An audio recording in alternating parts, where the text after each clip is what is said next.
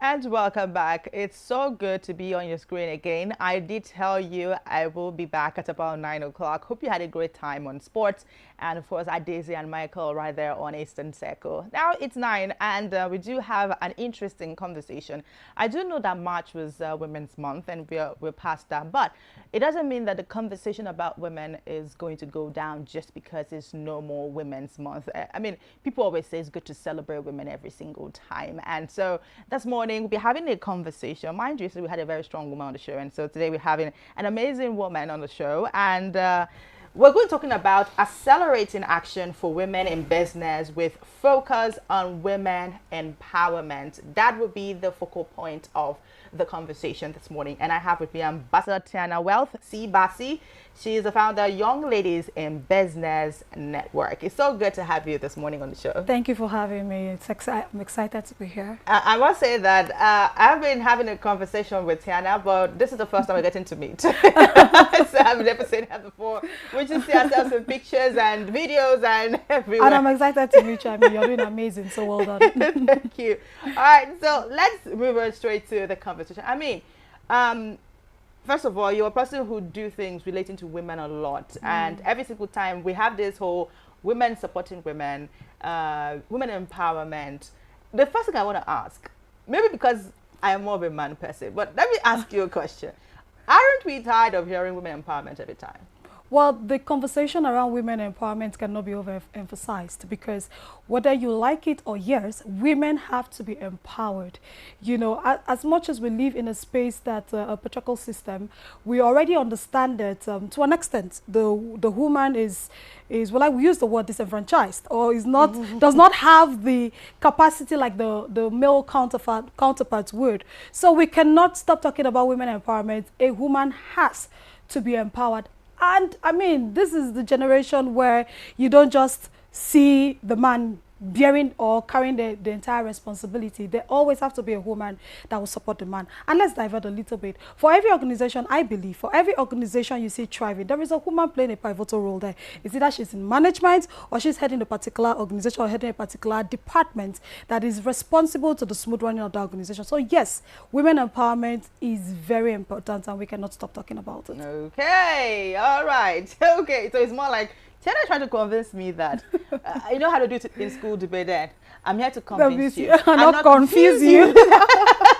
So having established that women empowerment is good. I mean, statistics show that we have more women leading in their families and providing for the family more than the men. Now, it is the man's responsibility, we know, but the numbers are showing that we have more women holding down the family in recent times, and so there's more need more than ever for women to get empowered. But some persons have said there are downsides to these things because some people term it as women not knowing how to manage being the head, because they're not supposed to be the head.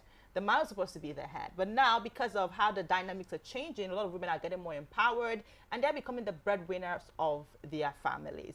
You might want to argue that with me, but that's what the numbers are showing. And so it's now been a problem that there is a downside to this thing. The downside being that, oh, women are getting empowered, they're becoming the breadwinners, and it's causing a problem for the family dynamic. Do you share the same sentiment? Well, I actually do share the same sentiments, but I like to also point it out that there is a downside to everything. So we're not trying to throw the focus to the fact that, oh, there's a downside to women being the breadwinners. Of course, there are a couple of women out there who have probably thrown caution to the wind or who have decided to like, okay, I'm the breadwinner and I should act in a certain way. But the truth there remains that when it comes to women empowerment, it is very necessary for the home front and for business and the society at large. And don't forget that women are better managers and they're multipliers. And as well, if you give a woman something to handle today, she multiplies it because that's naturally who she is, right? So I'm indifferent right here. I'm not opposing the fact that there is a downside to empowering a woman, but I'm just saying that just the same way you have advantages and disadvantages, you have it across board. Do you understand? You have it across board. There is also a downside to a man providing. right? What's the downside to that? I mean, there is this, I'm the head of the home, and I mean, I could decide to do whatever I want to do. And already, like I said before, we are in the patriarchal system, right? So it's already natural that the man is expected, or the man can go ahead and do something, and people and everybody will just see it fine. And if the woman tries to do the same thing, it becomes a problem, right? So I share the same sentiments that there is a downside to it, like every other issue, right? But I still hold strongly that women should be empowered. Okay. So so let us look at, we've had lots of women get empowered. So I want to know where you stand, be it physically and mentally regarding to this. So for a very long time, the conversation of women empowerment has been ongoing. We've not even entered accelerating action, first of all. Let's finish with women empowerment. Okay. We've had this conversation and it has been going on. In fact, even in our schools, you see at the smallest of levels, you see women getting empowered. But some persons argue that it has catapulted the high rise in divorce. Yes. In the sense that the woman gets empowered, the man is not getting empowered. And who is meant to be the provider of the family? The man. And so instead of the men getting empowered so they can be able to provide and do the basic things ought to be done as nature requires and as God requires, they are not able to do that. They try to thrive. It's not exactly working per se, but now you have a wife who is getting empowered and she is feeling like the head of the house, and some men can't handle that. I'm not going to call it ego issues now. I'm just going to say some men can't handle that. And so it has led to a lot of troubles in marriages and, in some extent, divorce. So do you still think that women empowerment is what we should be driving? All right, so let's look at the term empowerment to start with. When we talk about empowerment, for me, I feel empowerment has to be holistic. Okay. Whether it's financial, it also has to be mentally, it also has to be, you just have to have a holistic empowerment feature. You cannot hand over a 1 million naira to a woman who doesn't know what the value of a million naira. So there have to be some level of financial literacy for that woman to understand that this is a million naira and you can achieve XYZ with a million naira. Okay. So empowerment in its sense is not just financial. We're not talking about just financial empowerment here. We're talking about a holistic empowerment. Creates a good environment for the woman to be able to work and thrive. Empower this woman to be able to empower the next person. So when we talk about empowerment that leads to divorce, you're now looking at empowerment one-sided. Okay, this woman earns more than the husband, or this woman has more money than the husband. But if you're looking at empowerment holistically, that woman will know her place in the home. As much as I earn more than my husband, this is still my husband, and my husband is still the head of the family. So I will still give him the respect that he deserves. That is a holistic woman that has been empowered generally. So we're not looking at empowerment one-sided. We're looking at empowerment in totality as a whole. So if you are going to empower the next woman beside you, make sure that that woman is completely empowered, that there is no segment of that woman that is left behind. Whether that woman needs to be taught, whether the person needs to be taught emotional intelligence, financial literacy, how to handle a business, how to be a wife, how to be a mom. Read books, listen to women who have done this successfully. And I'm sure it's going to really reduce the rate of what we're talking about, which is divorce. I want to say welcome to the party at this point, because I'm serious, because we've always had this issue of when people talk about empowerment, we look at how they go about distributing sewing machines. I mean, even the wife of the president has been going all around the country with her Renewed Hope empowerment programs for women, seeing how we can empower women in the area of their business, support, so that they can be able to contribute to the family. But sometimes you don't even know what you call contribution might just she bring the breadwinner of the family. So and many of these women are not given. Do you think that those who organize empowerment programs, do you think that they are really empowering our women holistically? So I'm looking at a couple of empowerment programs. I feel like if we I have to want you to place be it, honest now. yes, if we have to place it on a ratio, it would be a 5/5 or a 4/6 thereabout.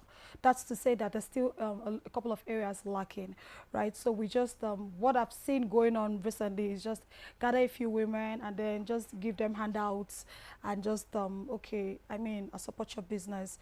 But I always like the fact that for whatever thing you're giving out, that person must have the know-how on how to use that level of empowerment. Empowerment can come in different forms. It can come in you giving out books, in you sending out videos that can elevate that Which person's. woman wants to read book when she's hungry? Well, the thing is, I'm also going to move a little bit, right? Okay. So aside from having empowerment programs for women, I also think that we have gotten to that stage where you as a woman will first of all know that you need this thing. Because the truth is, you can only take the cow to the river, or how do they say it? But you cannot force that person to drink. So that person first of all needs to know that, I mean, I need this, right? So that when it comes, it's like an added advantage. So like, going back to your question, our empowerment programs that we have right now, I don't think they're completely holistic. Good. Okay. I don't think they're completely holistic. Sometimes I tell people, if you must run an empowerment program, don't even give money. Do you understand? Don't even give that handouts, because the mindset of people right now, the mindset of women, especially the grassroots, the mindset of women right now when they hear about empowerment programs or somebody is coming now to help you, the next thing is money. So when you give them that submit, for example, or you try to teach them, they're not interested. They're just waiting for the part where, okay, when is the money coming? When are we sharing? Because we've been able to move that narrative that empowerment is solely handouts. So I think we need to begin to change that narrative, that as much as we're going to give you handouts, the bane of the conversation here is to make sure that you're able to use that handout and multiply it. And let it not be a problem to the society. Yes. All right. So last month it was, we'll still come back to empowerment later on. Like you said, you know, women empowerment is all about ensuring women have resources, opportunities, and power to control their lives, and of course, influence decisions encompassing economic, political, social, and of course, personal spaces. Every single, and we know that there are women that are thriving, you know, commanding industries, heading companies. They are doing so well, and some people want to argue that how are they even able to manage it with family? But that's a different conversation. Let's talk about accelerating action. Last month when we had the Women's Month, it was all about accelerating action. It was all about, we saw many people preaching collaboration and all of that. Let's talk about accelerating action, which is our topic. We accelerate action for women in business. You see these things. It's easy to say. It's very easy to say. Even accelerate action, collaboration. This is very easy to say. I mean, well, it is easy. I mean, talk is cheap, so it's easy to say. It is easy to say. The work is not just being in the four corners of a room with a group of women and telling them it's time to accelerate action, it's time to thrive. The work is when we step out of that room, are you ready to lend a helping hand to the woman? The work now is, are you ready to stop gatekeeping? Are you ready to begin to share opportunities? Because I'm going to tell us a quick story. So I attended a conference during the Women's Month, and the bulk of the accelerating action and the conversation. And in that conference, the bulk of the conversation was the men are not allowing the women to thrive. They're not building a good and enabling environment for women to thrive. And of course, some of the examples were citing politics, women in politics. And then I said something, you know, and I'm like, can we move this narrative away from men not allowing women to thrive? And then move the narrative to women not allowing women to thrive. You know, because it's not just saying in one space, we're not accelerating action because there's no enabling environment for us. When you leave this room, and the least person in this room comes to you and asks you an XYZ question, or wants to get your number, or wants to know what you're doing, or just wants to be a part of what you're doing, collaboration comes in there. Would you give that young lady the opportunity to get close to you? And then would you be able, or would you be ready to mentor that person?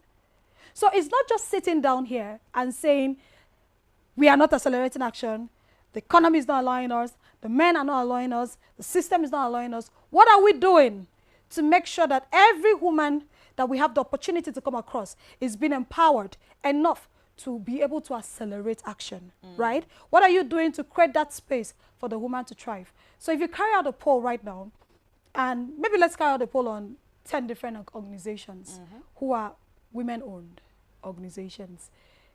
Go talk to the colleagues or the employees there and tell them to describe their boss. And you'll be amazed. Okay. So it's not just sitting down in one place to say, let us, it's good to accelerate action. I mean, even the young woman on the streets, even the person selling gala should be able to have that enabling environment to thrive, to accelerate action. But what are we doing? It's not just the preaching. There need to be concrete steps taken. I'm one under mentorship, and I know the benefits of being under mentorship. I'm big on collaboration because, I mean, that's the newest currency. And I know the benefits of collaboration. But hey, I'm one out of 10 women who knows the benefit of collaboration. How about the other 9 that do not know that collaboration is key, or that do not know that there's something called mentorship? What are you doing to make sure that that woman in that space will be able to accelerate action? Now, the question is, how do we even accelerate the action? Okay, that is something we will go into. We'll just go on a very short break, a very short breather. When we come back, we will keep talking. My guest is still here. Accelerate action for women in business and, of course, women empowerment. We'll be right back.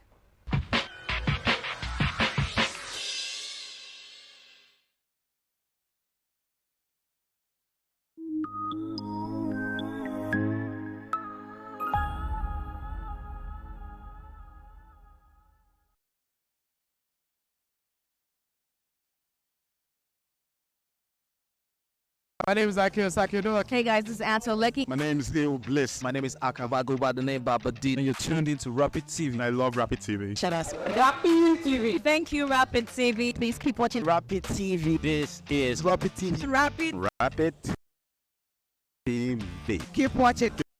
Keep it well down. Leave it like that.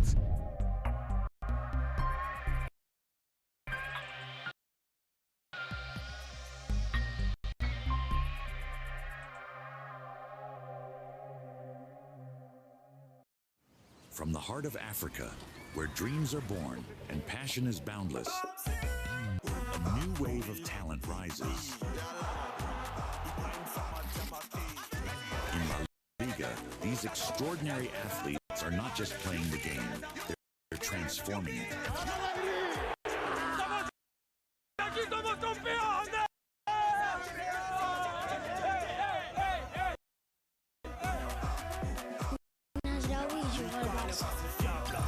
Danny Rodriguez, the man chasing. It's Lamine Yamal. What a magnificent goal that They is! shine on the world stage. Watch as they redefine football, inspire millions, and make history. La Liga, where dreams become reality.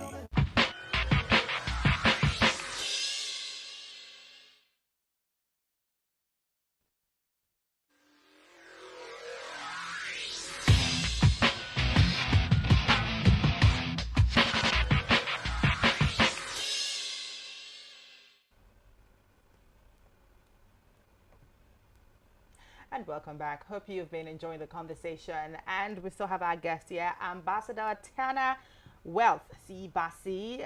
She's the founder of Young Ladies in Business Network. And the conversation has been on Accelerate Action for Women in Business with focus on women empowerment. She said so much. So if you've missed the conversation, I'm sorry. You just have to wait till it's uploaded on our YouTube, and then you can now get the beginning part of the conversation. So you've missed a lot.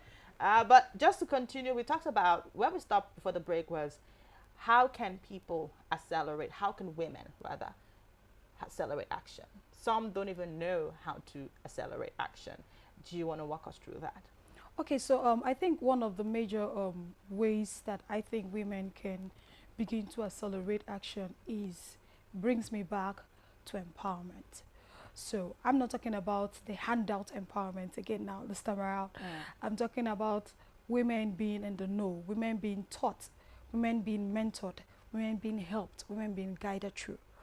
That's one of the major ways I think women can begin to accelerate action. How do you accelerate when you don't have what to accelerate with, or when you can't even start accelerating? So one of the ways that I feel, that I even think is the major way that we can begin to accelerate action as women in business, I'm very big on women in business, is for women to begin to know. They need to begin to be taught. They need to begin to be mentored. So that school of thought that says that women cannot work together, women cannot do business together, women cannot do this together, we need to begin to kill that narrative because it's not working, right? I tell people, if you're still in that room where you're all about competition, you're there alone, because this room where we are collaborating, right? So you make sales, I make sales, we're smiling. You bring your business, I bring my business, we partner together and we move a particular course. You're smiling, I'm smiling. Our businesses are gaining visibility, right? So one of the major ways I feel that we can begin to accelerate action is to be taught. Let's have more conversations around it. Let's have more women being empowered. Let's have more women being helped, being guided through a particular course.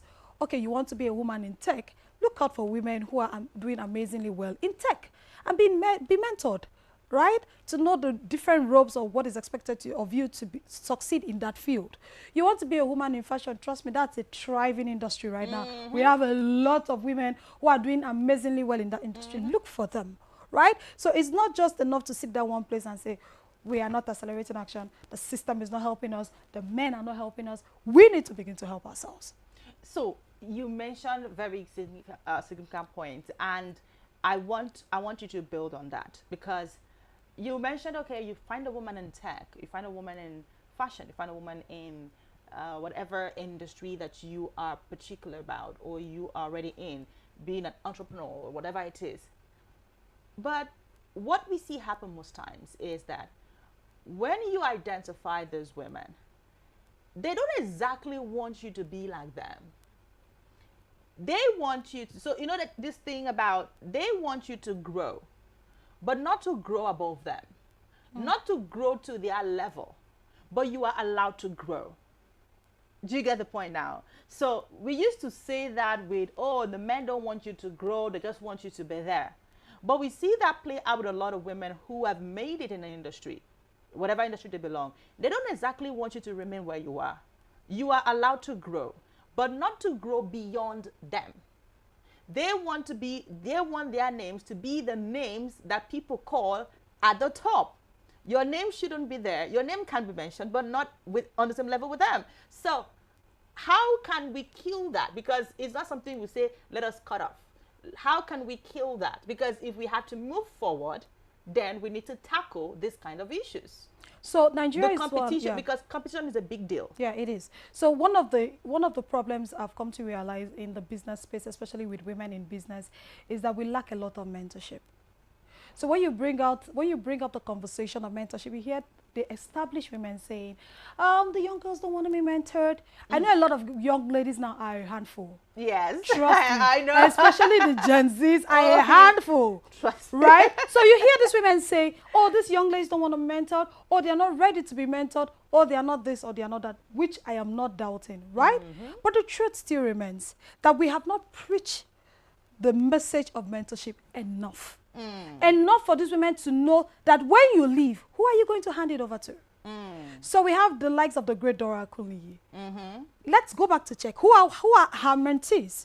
Because she was an amazing woman. And then she did amazing well for Nigeria. So that kind of person, her mentees would follow her footsteps, right? So if you're not ready to mentor somebody, who are you going to leave this wealth of knowledge with? You want to die with it? You want to go with it? So one of the things I tell people is, you're very allowed to submit under mentorship to somebody, right? One thing, if you realize that you are in a mentorship space that does not allow you to grow, now you have to be genuine about this.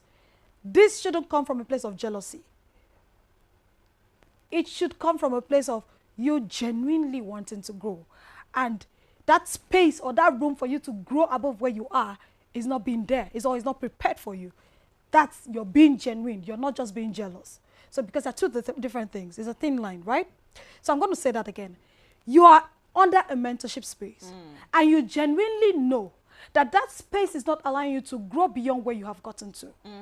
You genuinely know. You're not being jealous. They're two different things. What I tell people is, it is okay to move back. it's okay to leave that mentorship space. You've been mentored for a while. You know the ropes. You know what is expected to you, so build on it. Right? Build on it.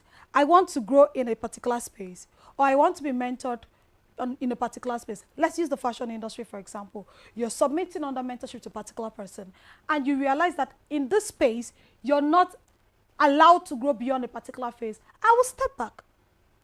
Right? I will step back and I want to partner, or I want to collaborate. I'll step back. I've been mentored. I appreciate what you did. In fact, you're amazing. I've learned a lot. Everybody on earth is blessed with a certain level of knowledge. There is nobody that is a complete dunce. It is left for you to activate what you have inside and what you know. So you have been taught to a particular extent. It is expected that you build and grow with what you've been taught, adding to the knowledge that you already have inward. Do you understand what I mean? So yes, that's one thing I want to say about women who do not want others to grow above them. And that's why the network came on board, because we're just trying to build a bridge between these older women who are successful in business and the younger women in business, because this wealth of knowledge you need to transfer. Willingly, right? You need to transfer, right? Willingly too. So I was talking to an old friend who is in the communication space, and she's been there for over 30 years. And then I was telling her, and then we started talking about mentorship, you know, and it got to a point she said she's been looking for people to mentor. She said she had 2 young ladies who said they wanted her to mentor them. And she was ready, because, I mean, she looked at it. I've been in this journey for 30 years. That's a long, a 30-year-old now can be married with a child, right? So that's a long time. So it's high time I feel like begin to pour in to the next person. And she said they only did 2 months or 3 months because they were not ready to take the, they were not ready to take, how did she put it? They were not ready to take the heat of the journey. Okay, so let's go back now. This is another aspect, this heat of the journey. Another aspect, I've had a lot of women complain about certain things, right? So was it them not ready to take the heat of the journey, or was the process just unnecessarily difficult? Because I've had some women complain that, oh, I see this woman, I respect this woman, I love the grace she carries, I want to be under her. Not forever, of course, but to get to a certain level, and I admire this person. But then when you get closer, you discover that they put you through unnecessary, rigorous processes to make it look like you have to suffer in this kind of way if you want to get to where I am today or beyond. So is it important to put them through? You have walked the ropes, you have been there for years, so you know the easy way, you know the long way, you know. So how about combining the easy versus the long together to form something that would be appreciable? Because if these women want to work with you and they want to be like you, and in 30 years you cannot find something that will be mild, the process will be a bit mild, then what have you gotten in 30 years? Or is it just you wanting them to pass through a difficult process because you did? Okay, so one of the benefits of mentorship is so that you don't suffer what I suffered. Exactly. One of the reasons why people submit under mentorship is so that it becomes easy for you, right? But the truth still remains that depending on the industry, I know that there's no industry that is easy. Depending on the industry, you have to go through some certain ropes. You have to learn some certain things. I've listened to women who are successful in business that are under mentorship. Now, I mean successful women in business that are under mentorship. And they tell you, my mentor said I should do X, Y, Z. I'm not comfortable with it. I don't like it. But I mean, I have to do it. Do you understand? So now I'm not talking about unnecessary, rigorous process that you're not meant to go through. I'm talking about necessary processes that you need for your growth. I'm talking about necessary steps that you need to take so that you have that experience for yourself. I can only share my experience, but you will not be able to feel that experience because you didn't have it. I had it. I can only share it. I can only tell you, choose the white color, don't choose the black color because the black color is this or the white color is this, right? But the truth still remains, like I said, every industry, I feel every industry have a particular process that you have to go through. Let's use fashion. I like to use fashion because I feel it's easy. I know it's not easy. Fashion is easy? I feel it's easy, but I know it's not easy, especially because of the advanced fashion we have right now. So you are a mentee, and you have to do a bidding work. Oh, yeah. You have to go through that process of learning how to bid. You have to go through that process of following the ropes or the lines that have been traced out for you to bid. I'm not coming to do that for you. You have to experience it because you know why? You're going to be a mentor tomorrow to other people. So you need to have that experience to know that it has to go this way and not just straight. Right? So mentorship, first things first. The benefit is to make sure the journey that you think you want to go into becomes easier for you. But at the same time, there are necessary steps in that mentorship that you need to take, that you need to have the experience for yourself. Now, another thing I like to talk to people or young ladies who are ready to go into mentorship is, before you submit to anybody, it is expected that you have gone to study this person completely. You should know how this person works. You should know what this person expects. You should just know how this person behaves. Before you go into, don't just say, oh, she looks so beautiful, and she's doing so well. She drives a nice car. I think she mentors me for like 6 months or like maybe 1 year. This kind of car. You haven't gone back to check how this person, nobody's the same. The way I work is different from the way you work. You need to go and really understudy this person to know what this person likes, how this person works, what this person expects, how the mentees under this person at the moment, how they are faring, what if it's something that you know you're a baby girl, you cannot stand it. I think you should just step back and then look for the one that will make it easy for you, because I mean it's the truth. Before you go over to submit, you should do your homework.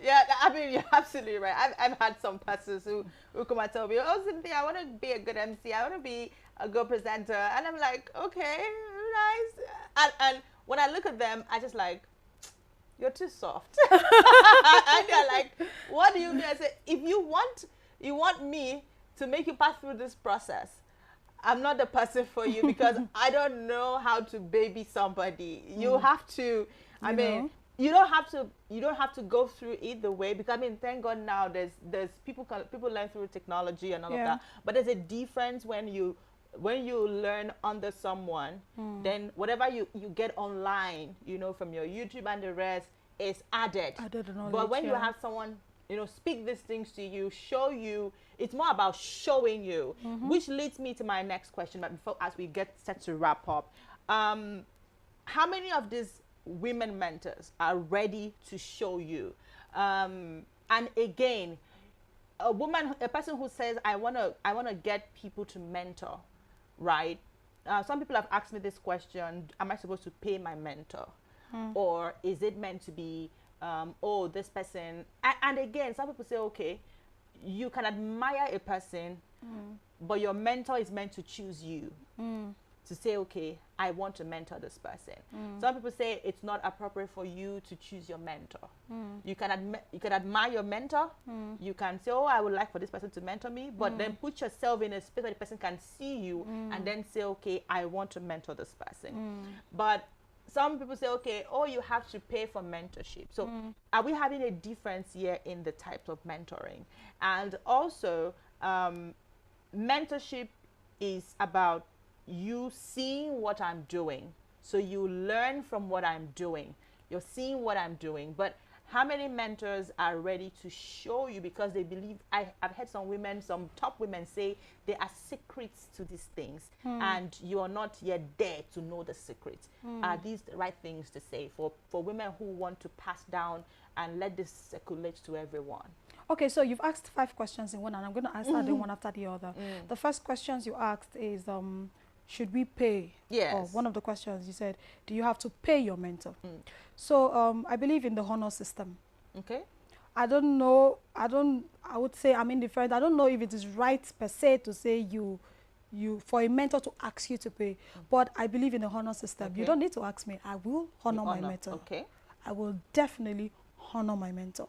right? Because that's a place that I'm learning and in the moment I'm drinking from, right? So I don't know about the payment thing. I mean, like I said, people are different.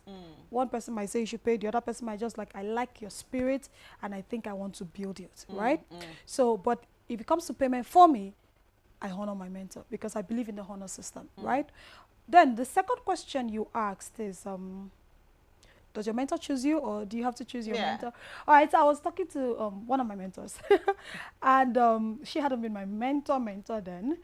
Someone that had gone through, read her profile, see the work she had done. I'm like, ooh, one woman doing all of this.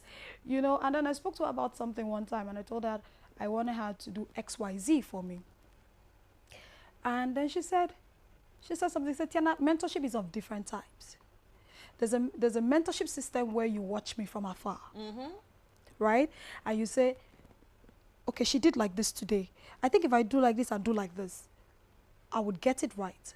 Or she said this, or this is the way she speaks, or this is how she sits in public, or this is how she talks, or these are the kind of people she relates with. It goes down to even, this is how her social media platform is like. These are the kind of things she posts, right? So there's a mentorship where you watch from afar. Yeah. There's a mentorship level that it gets that you have to come close, right? You have to come close. And then that issue of mental health, there are cases where the mentors will have to choose you. In fact, I've been in conferences where some young people ask questions or you see the interest from some people and then a guest speaker just said, I mean, I like this person, I want to mentor this person, right? But there are also issues where you tell this person, I need you to mentor me in these areas. Now, I don't think, for me personally, this is definitely my own suggestion, basically, how I feel. I have different mentors for different aspects of my life. Okay. I'm one of the persons that is multifaceted, like they would say. So for every aspect of my life, there is a mentor who is striving in that aspect. Do you understand? So that issue of the mentor chooses you, yes, the mentor will choose you. But I mean, you can choose the mentor. But hey, it's not because you walked up to me and told me, Ma, I like you, I've read everything about you and I want you to mentor me, and I will just accept. Okay. You have to prove that you're ready to be mentored. You have to be ready to be mentored. I've seen somebody, in fact, I've worked with a lady who, she's watching every little thing I'm doing, but she keeps me afar. Right? She just keeps you afar. You keep walking, you think she's not seeing, but she's seeing everything you're doing. Even down to the dress you wear. Even down, in fact, the day you don't make up or the day you walk out, she said, did you have your eyebrow down? You know, so she sees every little thing. So it gets to the point where she says, you're ready. Nobody hands, you can't buy a 6-year-old a G-Wagon. No. You have to start from a toy car. So even you, the mentee, you have work to do. You have to be ready to be mentored. Right? That person, that mentor who you want to submit to should see something. Just see that you're ready. Nobody wants to pour into an empty basket. Trust me. Sure. Nobody wants to pour into an empty. So when people say you're not ready to know the secrets, it's because I feel they've seen that you're actually not ready. Okay. All right. I think that we've done justice to this conversation this morning. Accelerate action for women in business with focus on women empowerment. As we wrap up, and now we're out of time already, what word would you want to give to women? Just look at the camera and just talk to a woman out there who is looking to thrive in her area of endeavor. All right, so I'm just going to make this really quick. One thing you should do is begin to invest and build yourself in that area or that industry that you want to thrive. I mean, you can build yourself in different ways. You can go ahead and study. You can go ahead and look for mentors, like we said. Just get empowered in that field so that you are ready. You know what they say, when opportunity meets preparedness, I mean, success is inevitable. So that's what you should do. Start by investing in yourself so that when somebody sees you, the person knows you're ready to thrive. Okay, thank you so much, Ambassador Tiana Wealth C. Bassey, founder, Young Ladies in Business Network, and we've been talking about accelerating action for women in business. Thank you so much for joining the conversation. Thank you. But I'll give you a high five. Thank you for having me. And that's as much we can take on the show this morning. We have had a great time. Time will not permit me to talk about, mention some of the things that I had planned for you this morning on some, top wealth economy valuable nations and all of that. But be sure that tomorrow morning when I come back, I will definitely, most definitely, I show you, I give you my words. I know I don't feel on my words. I'll give you those interesting economic tips, things that you need to know, where you should invest your money right now. Those areas that when you invest, it never goes, it never depletes, no recession in these areas, nothing. I'm going to be sharing those beautiful gold mine with you tomorrow. So that is all you have to do for me. Be here by 7 to 10 because I will be here as I've given you my word. Join the conversation on our social media platforms on Facebook, on Instagram, and of course on X. Subscribe to our YouTube channel and of course visit our website on www.arabianradiotv.com. I am Cynthia Agbo, and of course I am available on all social platforms with just that name, Cynthia Agbo. I will see you tomorrow morning bright and early. Don't forget, I love you.